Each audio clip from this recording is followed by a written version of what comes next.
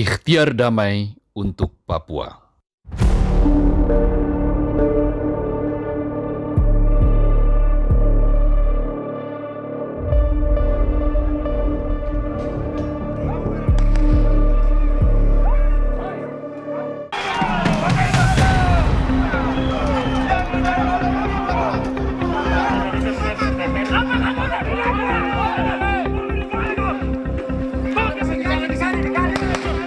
Selama puluhan tahun, kekerasan masih saja terus berlangsung di tanah Papua hingga kini. Sejak bergabung dengan Indonesia pada tahun 1969 lewat penentuan pendapat rakyat PPRA, Papua terus didera konflik keamanan. Masyarakat di luar Papua yang kesehariannya bisa beraktivitas dengan tenang tentu akan sulit memahami mengapa keamanan dan kedamaian di bumi Cendrawasih masih menjadi sesuatu yang amat mahal harganya.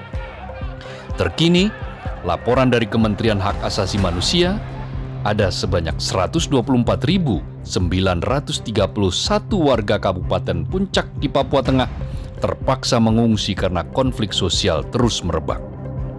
Terakhir, 11 kantor pemerintahan ludes dibakar massa. Konflik sosial tak berdiri sendiri.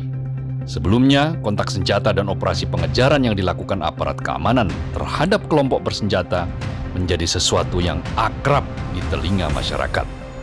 Ujung-ujungnya, keselamatan warga sipil yang menjadi taruhannya. Mengungsi pun menjadi pilihan terakhir bagi warga ketika situasi yang ada sudah mengancam keselamatan mereka. Kita sangat prihatin dengan nasib anak-anak para pengungsi itu. Mereka jelas tidak bisa bersekolah di saat tahun ajaran baru saja dimulai. Lagi-lagi, masyarakat sipil selalu menjadi korban. Karena itu, konflik yang seolah sulit terurai itu harus mendapat perhatian serius dari kementerian dan lembaga pemerintah, mulai dari penanganan pengungsi yang membutuhkan bantuan cukup besar, hingga penyelesaian konflik tanpa menimbulkan konflik baru. Pengalaman membuktikan pendekatan keamanan di masa Orde Baru tak berhasil memadamkan konflik di Papua. Pendekatan itu hanya menghasilkan lingkaran setan konflik, korban jiwa yang terus bertambah dari warga sipil maupun aparat, trauma sosial yang mendalam, serta dendam yang tak kunjung padam. Dari semua kerugian yang timbul akibat pendekatan keamanan, masalah tetap saja tak selesai karena penanganannya tak menyentuh akar persoalan, yakni kesejahteraan. Tentunya kita juga harus jujur, di bumi yang super kaya sumber daya alam itu, masyarakat di Papua masih jauh dari kata sejahtera. Sekalipun status otonomi khusus sudah disematkan untuk Papua sejak 2001, kesejahteraan masih menjadi mimpi buat sebagian besar masyarakat Papua. Seperempat abad sudah Papua mendapat dana otsus, namun kesejahteraan bersama belum sepenuhnya bisa diwujudkan. Padahal dana otsus itu terbilang luar biasa. Tiap tahun 2,25% dari dana alokasi umum DAU yang secara nasional dialokasikan khusus untuk Papua.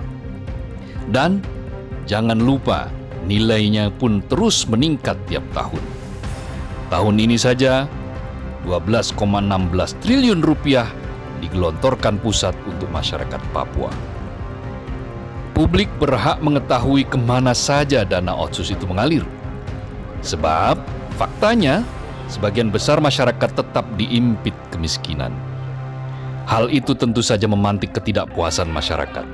Mereka marah karena merasa hak mereka tak pernah sampai. Namun, sekali lagi, pendekatan keamanan bukan cara yang tepat untuk menghadapi masyarakat yang tengah menagih hak kesejahteraan mereka. Pendekatan yang persuasif jauh lebih bermanfaat. Alternatif solusi pernah diapungkan, seperti tawaran dari Lembaga Ilmu Pengetahuan Indonesia, LIPI, sebelum berganti nama menjadi Badan Riset dan Inovasi Nasional, BRIN. Lembaga itu sudah pernah merekomendasikan setidaknya 4 akar persoalan di Papua. Persoalan itu yakni kegagalan pembangunan, marginalisasi dan diskriminasi orang asli Papua, pelanggaran HAM, serta sejarah dan status politik wilayah Papua.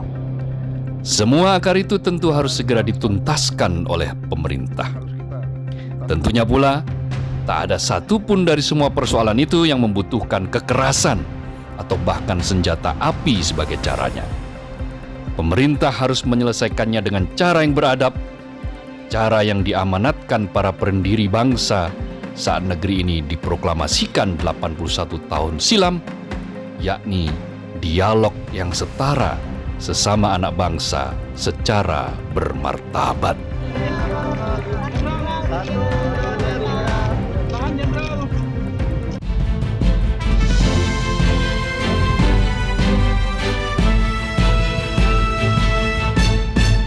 Jelajahi cara baru mendapatkan informasi. Download Metro TV Extend sekarang.